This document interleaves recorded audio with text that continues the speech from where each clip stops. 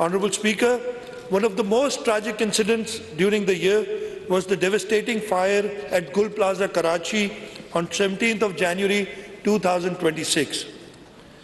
This claimed 72 precious lives and affected approximately 1,208 commercial units and businesses. Recognizing both the human tragedy and the economic devastation suffered by hundreds of families and traders, the government approved one of the largest relief and rehabilitation packages ever extended for a commercial disaster in Sindh. A comprehensive package of rupees 8.45 billion was announced, comprising compensation for bereaved families, direct financial assistance to affected shopkeepers, and compensation for inventory and business losses. Under this package, compensation of rupees 10 million per deceased victim was approved. In addition, 1,208 affected shopkeepers received direct assistance of 500,000 each, and approximately 5.77 billion was released for inventory and business losses. I am grateful to the Karachi Chamber of Commerce and Industry, who worked with us very closely, and all the payments were made on the recommendation of Karachi Chamber of Commerce and Industry, and I thank them for their help. Recognizing the challenges faced by our farming community, the government launched one of the largest farmer support programs in province's history. An allocation of rupees 45 billion was made for wheat procurement and farmer support initiatives. Through the Sindh Wheat Grower Support Program, more than 336,000 farmers cultivating over 2 million acres received assistance through the Benazir Hari card. An amount of rupees 43.23 billion was transferred directly to growers, contributing to a 21% in wheat cultivation and a record 28% increase in wheat production across Sindh. Wheat cultivation increased from 3.086 million to 3.879 million acres, while wheat production increased from 3.54 million tons to a highest ever 4.91 million tons in the province of Sindh. To further reduce production costs, the government allocated rupees 3 billion as fuel subsidy for small farmers holding up to 25 acres. Approximately 331,000 farmers benefited through transparent digital transfers, helping protect farm incomes and sustain agricultural activity. Honourable Speaker, the government also acted to shield citizens from rising fuel prices. Under the People's Motorcycle Fuel Subsidy Program, rupees 4 billion was released to provide direct support to motorcycle owners across Sindh. More than 660,000 beneficiaries have received assistance through a fully digital payment mechanism. Similarly, rupees 2.37 billion was released as fuel differential subsidy for public transport operators.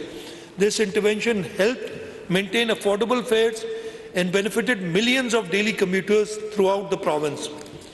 Recognizing challenges faced by coastal communities, the government also provided rupees 515 million in fuel support for 2,819 registered small and medium fishing boats, helping sustain livelihoods and economic activity in the coastal district.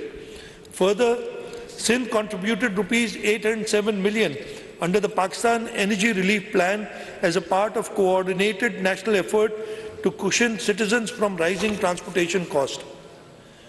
Honourable Speaker, I now turn to the flagship achievements that have transformed communities, strengthened infrastructure, and laid the foundation for long-term prosperity across Sindh. These achievements represent communities restored, homes rebuilt, services expanded, jobs created, and opportunities unlocked for millions of citizens across Sindh. Sir, one of the most significant achievements of financial year 2025-26 was the government's ability to sustain development momentum despite challenging economic conditions.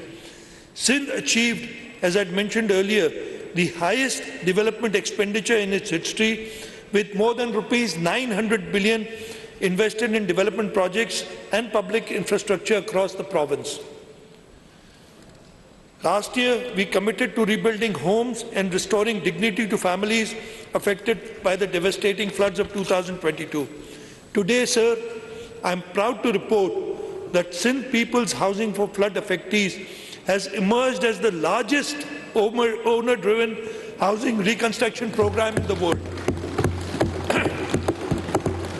The program has attracted international financing of approximately US $1.675 billion, reflecting the confidence of development partners in Sindh's ability to deliver large-scale projects efficiently and transparently. To date, financing for approximately 1.7 million housing units has been arranged. 1 million houses have already been completed. Of the remaining units, approximately 100,000 houses have reached the roof level, while the remainder are at various stages of construction. A major feature of the program has been the empowerment of women through property ownership. A total of 120,058 land titles have been registered in favor of eligible women beneficiaries, while more than 300,000 women have received ownership and land title documents, making the largest women-led asset transfer program in South Asia. The program has also generated substantial economic activity in rural areas, creating employment opportunities, supporting local businesses, and stimulating construction-related industry across Sindh. Mr. Speaker, sir, this program has been reviewed by all international agencies, and I'm very proud to tell you that the World Bank, the Islamic Development Bank, the Asian Development Bank have mentioned that this program is the best ever housing program that they've done anywhere around the world. And this was the brainchild of Chairman Pakistan People's Party, Bilawal Bhutto Zardari, who for the first time ever, there have been floods before, but it's the first time ever that the government is rebuilding houses, and they're rebuilding climate resilient houses for these. So this program has been acclaimed as the flagship program by all international agencies. So for next year, the allocation for the Sindh People's Housing for Flood to complete the remaining houses is rupees 100.4 billion. Building upon the reconstruction efforts, the government has launched a US $214 water, sanitation and hygiene program. The initiative will provide clean drinking water and sanitation facilities to approximately 215,000 households in 1,800 villages, benefiting more than 1 million people. In addition, design work has commenced in 200 villages under wash intervention, while physical work in 100 villages are expected to commence by the end of June 2026. So another flagship project that we've completed is the Sharai Bhutto. It's a new era in connectivity. Honourable Speaker, Karachi's continued growth depends upon modern infrastructure and efficient mobility. I am very pleased to report that Sharai Bhutto, one of the largest urban infrastructure projects in Sindh history, has now become operational. Constructed at a cost of approximately Rs. 60